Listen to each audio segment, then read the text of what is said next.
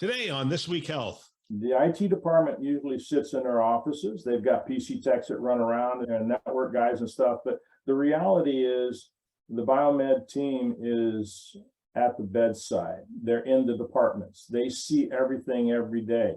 And when something new arrives, they're quick to go, hey, wait a minute.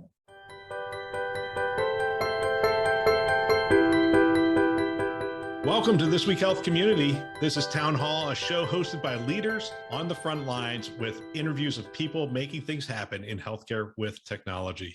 My name is Bill Russell, the creator of This Week Health, a set of channels designed to amplify great thinking to propel healthcare forward.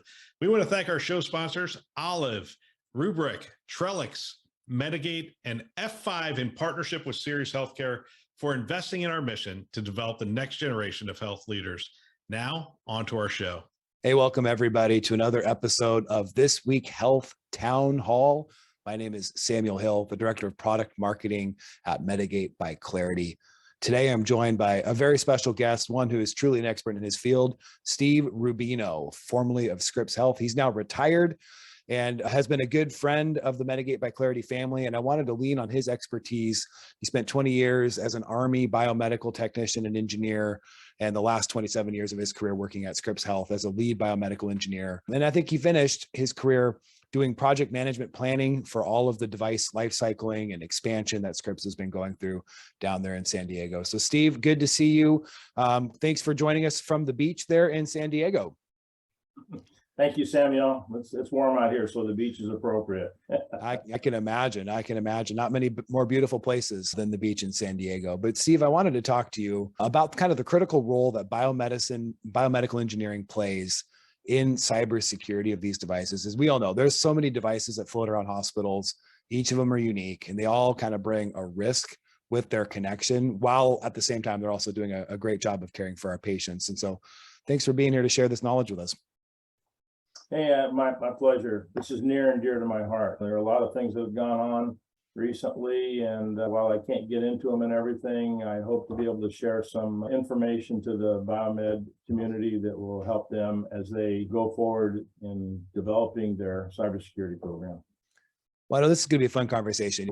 As we get into it, we're going to cover 7 myths about medical devices and cybersecurity. The 7 things that are kind of commonly held to be true or believed by security professionals in hospitals, by biomed professionals in hospitals, that may not necessarily be true. So I know we got a really fun list.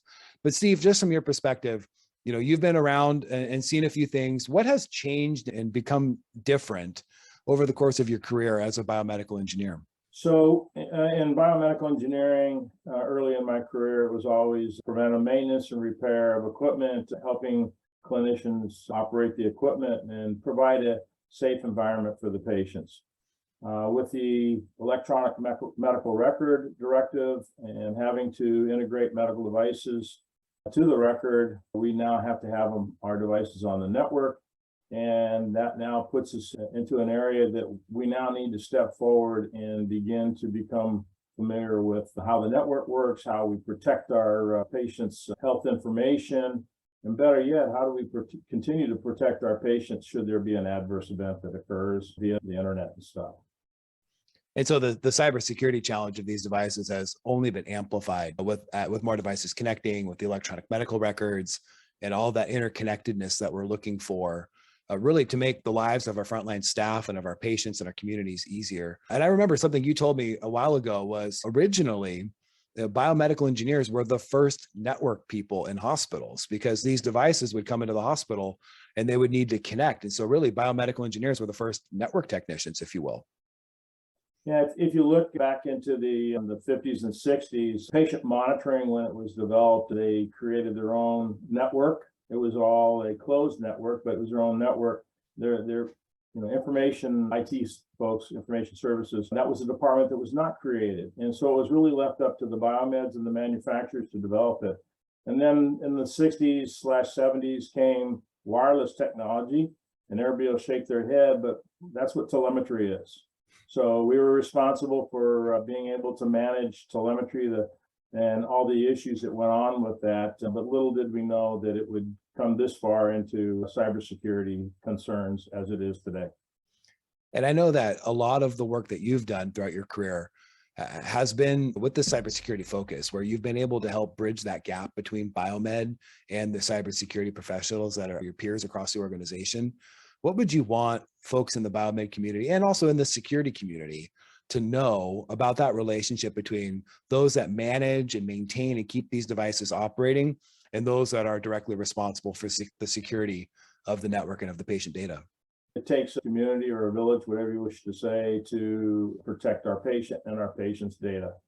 And not one group can do it. The biomedical engineering team, they need to realize that they're responsible for medical devices, and that the IT individuals, they really don't have the qualifications to manage and support that equipment, but they can help in the support of the equipment. The security team, we need them to alert us when there are events going on that we need to be aware of. And it's the three groups coming together, supporting the clinicians to make sure that everything is kept secure nowadays. And it's important to know you can't just do this job once a year. You have to do it virtually every day. Every day you need to be monitoring your network and your equipment. There are things that come in even without your knowledge, and you've got to be able to be monitoring your network and know what's arriving and what's not. So yeah, it really is a kind of a holistic approach where, I think I've said this before, and I've said it numerous times, where biomedical engineering should be involved in the tabletop exercises that cybersecurity teams put together. They should be involved in that. They should have their plans put together. They should be thinking through and be involved in that process of preparing. I won't say it's the inevitability of a cyber attack or a breach or an incident, but unfortunately, that might be the trajectory that we're on. And so being in that thought process, I think, is very important for a lot of biomedical engineers, because they bring such a unique level of expertise about these devices that are inherently risky to the hospital, the rest of the hospital staff. I don't know if you would agree with that, Steve, but what's your experience been about participating in the cybersecurity practice? I'm going to take you down a pathway about how equipment comes in and why I think the involvement of biomed is so crucial. Sales reps walk into the hospital and they get to the docs and they tell them, hey, I've got a new widget, and this widget's really fantastic, and this will do everything for you. Now, I'm not promoting ServiceNow, but we have a ServiceNow platform that we use for our IT department.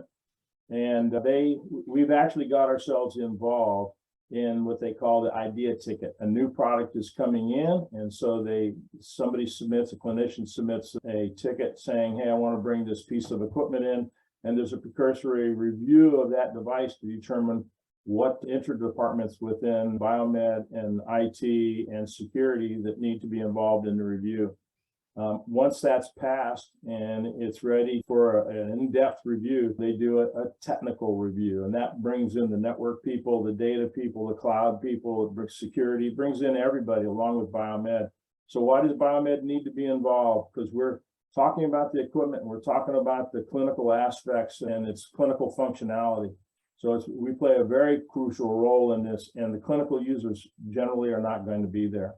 And once that has gone through and all the questions are answered, then there is a design solution document that comes forward about how this medical device / clinical system is going to be installed or implemented within your organization, and what is its integration to the different applications, and how we're going to document or validate that everything is working correctly.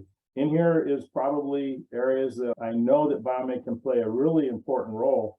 When a system is installed, we need the documents and we need to validate that the solution design, the way that it's been approved to be put onto your network, that it is actually installed and implemented that way. And you will be surprised that there will be times when a system is installed and it's not in line with the solution document. So biomed plays an important role. And then the final piece that they play a huge role is this system is coming in, they're aware of it, they know what's going on, and now they can begin to capture all the data about that system. And I'm not just talking about a manufacturer model and serial number, I'm talking about its operating system, the version of operating system, the antivirus. I'm talking about its port numbers, its VLANs, and anything of that nature to make sure what is actually coming in and it's the right equipment being installed the right way. Well, and you think about it too, it's also biomedical engineers have the context of that device They understand really in depth how that device is supposed to work, what it's supposed to be used for. And so if something does go wrong, if that is an attack surface area that is then breached or impacted by a cyber incident, they're going to be a wealth of knowledge about that device and the communication patterns, what's normal, what's not normal, the preventative maintenance history of that device, the patch history, all the different details that go along with that specific device that could help really either speed up the remediation of an attack or a threat, or the forensic analysis of, hey, what happened here, so that we can avoid that mistake. And I know, Steve, we're going to get into these top 7 myths about biomedical devices, about devices and device security, but other comments, any final thoughts that you wanted to share about why and how biomedical engineering, the whole HTM, healthcare technology management professionals, how and why they should be involved in device cybersecurity? Yeah, first of all, I wanted to share with the biomeds, those that already have their programs, they know what I'm going to be saying now. You can no longer be an ostrich and hide your head in the sand. You've got to take and get involved. And that means that you're going to need to go get some training. It helps to be Net Plus certified, A Plus. You probably are already there, but Net Plus, and you should at least have somebody in your shop that's Security Plus certified also. At Scripps Health, we created a IT network risk manager for medical devices, and that position sits in Biomed. And that allowed us to come to the table with the IT department. It took a long time to build relationships. And IT is going to feel that they know everything about the networks and computers and all that stuff and cybersecurity. But the reality is they don't know anything about medical equipment. It's really important that we take and be there.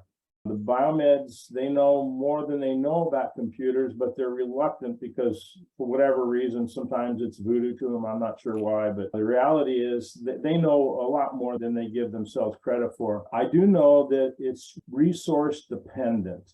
And so therefore, whatever you can do to automate your processes, whatever you can do to help your system, your CMMS, take and capture this information, it will save you a lot of time and a lot of effort on your part. However, if you don't, and you have a cyber event, I can tell you, you will spend an incredible amount of time, weeks, if not months, having to go get information, and you will wish that you had captured all this information and could quickly provide it to your IT department. And so, like I said, you have to get involved.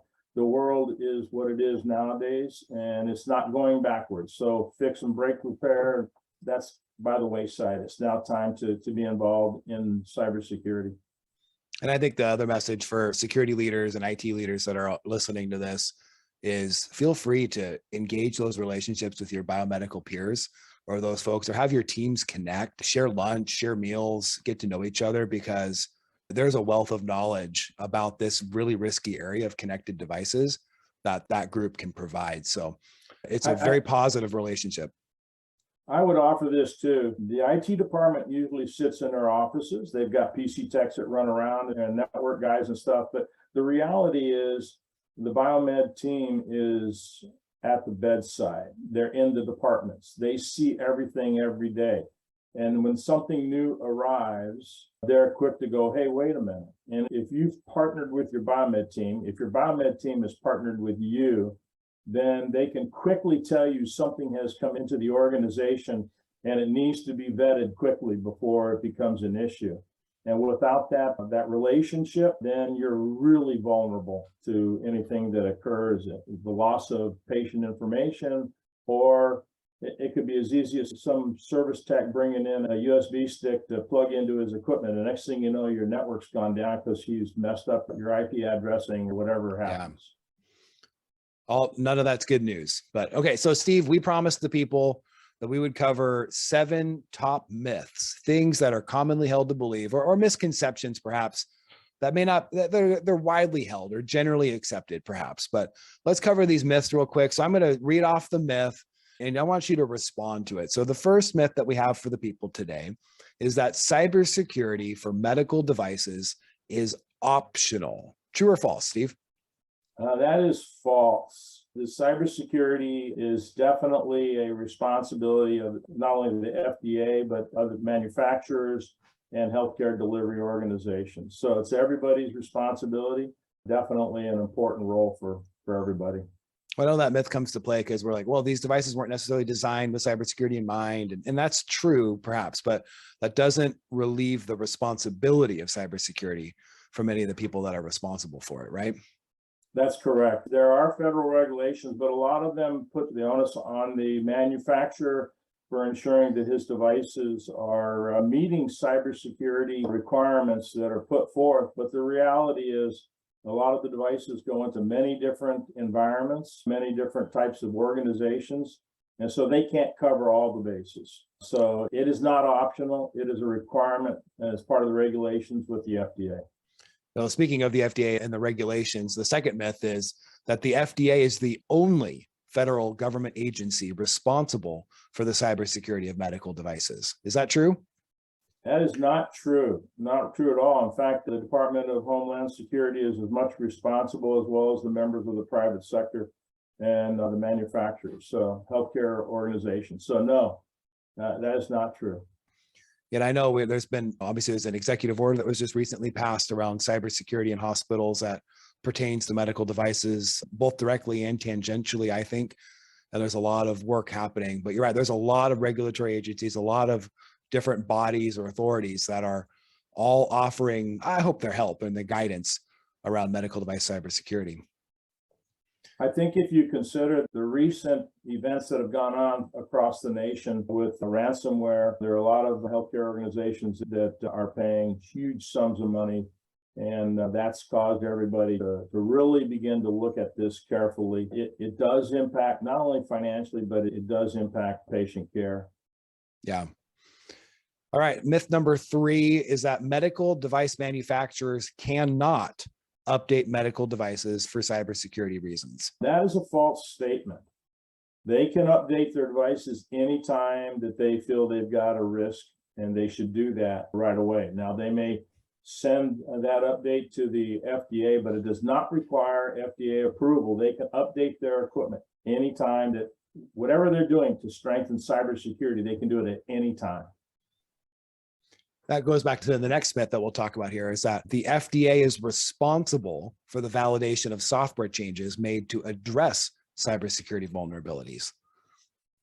No, the FDA is not. Another myth. The responsibility lies with the software design and changes. It lies with the manufacturer, the medical device manufacturer.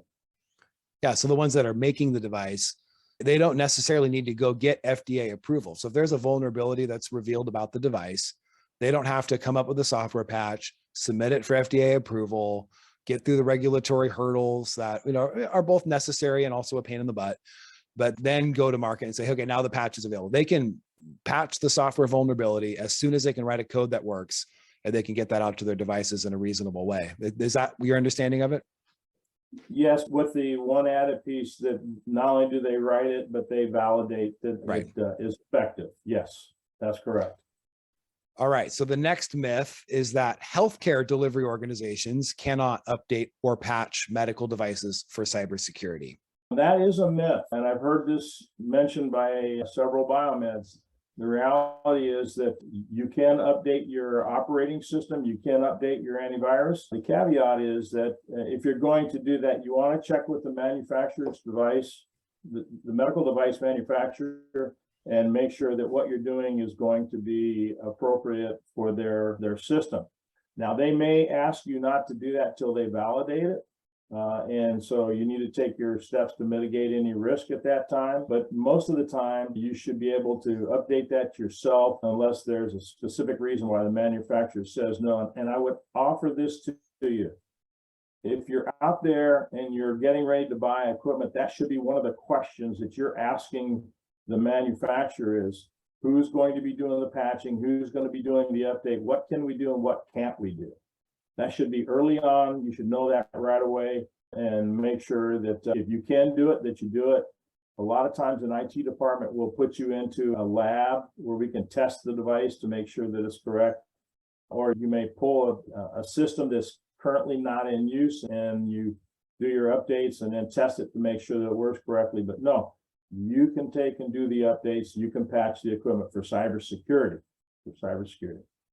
And I think that's an important piece to understand, is that one of the best ways to lower attack surface risk is by patching vulnerabilities. I mean, there's no ifs, ands, or buts about it, whether it's a medical device or an IT device or an IoT, any type of device that has a vulnerability. Patching that vulnerability is one of the best steps that we can take. And now that may not be available or readily available or even coming soon, but that's one of the things we have to be able to do. So if we can do it, if there's a patch that's there and we can get it installed, that's a pretty rapid step that we could take to make our entire environment safer. Would you agree? Absolutely. And as I mentioned before, for the biomed team, it's important that you try to find something that can help automate that process. Everybody knows that if you're going to go out to XYZ manufacturer to determine if there are any updates or patches that need to occur, that can be a very painful process. But there are companies out there that do monitoring of equipment passively that allow you to know when there's a patch that needs to occur or an update that needs to occur. And they actually can help point you directly to the area that you need to get that patch or that update. And I think that's extremely important in going forward.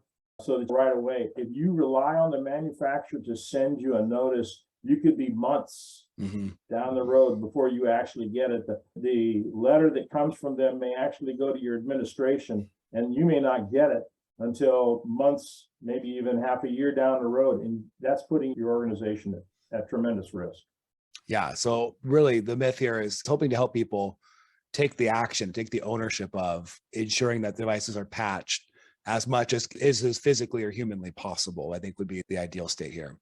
Okay, correct. Here's one that I don't know if this is a hornet's nest or not, Steve, but the fact that does the FDA test medical devices for cybersecurity reasons? Do they perform those tests? That is a terrible myth. No, they do not test it. The FDA requires the manufacturer to do testing on their own for cybersecurity. And that's all supposed to be part of their pre-market testing for the medical devices when they send their documents forward to the FDA for approval. I have talked to the FDA. I won't mention her name. I talked to a couple of them, actually. They're high up, and they said, no, we don't have the resources to test, so we rely on the manufacturer. And the fact that we're giving you these myths here, Samuel, you can actually see these myths, and I don't know if you'll put that out there. This is actually a fact sheet that comes from the FDA. So it's not just Steve Rubino making these comments. This is actual fact sheets coming from the manufacturer. Well, we see that across, yeah, we see that in other industries as well. I know a lot of like Boeing getting certified on the new airplane. They submit a lot of the testing to the FAA, which the FAA does. So they validate it, they do their best. But, you know, it's a resource constraint issue. That's understandable. But no, the FDA does not specifically go to medical devices and test them for cybersecurity. Whether they should or should not, that's a question far above my pay grade. But that's not puts the onus back on the individual hospital, the individual biomedical team, the individual security teams to make sure that their devices that they're bringing in have a level of security that's commensurate with the amount of risk they want to take. And I would offer this to the audience, and that's it. Think about all the different environments, the different healthcare delivery organizations that are out there, and they all have their own different network type, their own different way they do business and stuff. And for the FDA to sit there and try to test for every environment is literally impossible. So the best they could do is ask the manufacturer to do the most general process for validating cybersecurity, realizing that the healthcare delivery organization, which will include your security team, your IT, and your biomed, that they're going to have to do their due diligence. They're going to have to do their technical review to make sure that what they're getting ready to put onto their network is going to be safe and secure.